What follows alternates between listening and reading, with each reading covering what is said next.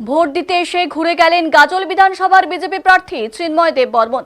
Machine বিভ্রাটের জেরে নাজেহাল ভোটাররা, দীর্ঘক্ষণ লাইনে দাঁড়িয়ে হতাশগ্রস্ত। গাজল বিধানসভার 227 নম্বর বুথের মহিলা পরিচালিত পিঙ্ক বুথের এই সমস্যা।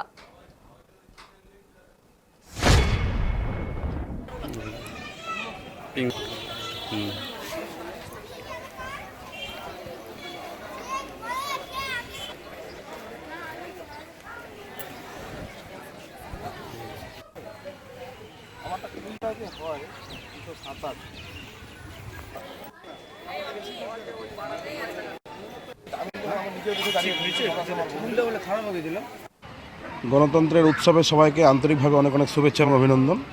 আজকে আমি সকাল সকাল নিজের যে ভোট গ্রহণ কেন্দ্র 227 নম্বর বুথে আর ভোটদানের জন্য এসেছি। আসার পরে যে বিষয়টা দেখলাম সেটা সত্যিকারই একটু আশঙ্কাজনক, কারণ দীর্ঘক্ষণ ধরে মেশিন খারাপ হয়ে রয়েছেন, কোনো রকম কাউরি কোনো হেলদোল নেই।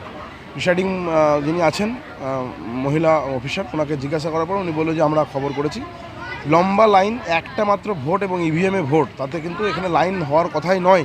কিন্তু আমি দেখতে পাচ্ছি আমার যে নিজের বুথ, সেই বুথেরই মেশিন দীর্ঘক্ষণ ধরে খারাপ রয়েছে এবং এখনও পর্যন্ত তার সারানোর বা তাকে রিপ্লেস করার কোনো রকম কোনো প্রক্রিয়া শুরু হয়নি।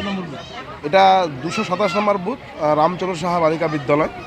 এবং এখানে যে পরিমাণ লাইনটা রয়েছে তাতে আমি কিন্তু আর ভোট দিতে এখন পারলাম না, আমাকে আবার চলে যেতে হবে, কারণ 300টা প্রায় বুথ পরিচালিত বুথ এবং পিঙ্ক বুথ, একটা স্পেশাল বুথ, এরকম অবস্থা। হ্যাঁ, এইটাই হচ্ছে কথা, পিঙ্ক বুথ। তারপরেও আর এরকম অবস্থা কেন? এবং সকাল থেকে শুধুমাত্র এটা নয়, সকাল থেকে গাজলের বিভিন্ন বুথ থেকে আর এই ধরনের অভিযোগ আসছে, যেখানে দীর্ঘক্ষণ ধরে মেশিন খারাপ রয়েছে। একটার পরে 2 নম্বর মেশিন, সেটাও খারাপ।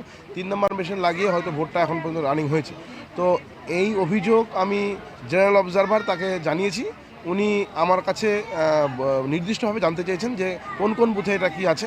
এখনও পর্যন্ত যে সঠিক আমার কাছে খবর, প্রায় 4-5টা বুথ, কোথাও ইভিএমের বোতাম প্রেস করার পর দীর্ঘক্ষণ পরে সেটার আওয়াজ আসছে, কোথাও ইভিএমের বোতাম প্রেস করার পর আওয়াজ আসছে না, কোনো ওই যে আমাদের যে ভোটার স্লিপটা পড়ে সেটা পড়ছে না। এরকম অভিযোগগুলো আছে পরপর জায়গায়, আমরাও দেখছি। এবং যাতে করে দ্রুততার সহিত আর ভোটটা চালু করা যায়, সেই জন্য আমি নির্বাচন কমিশনের যারা আধিকারিক আছে তাদের কাছে আবেদন করছি।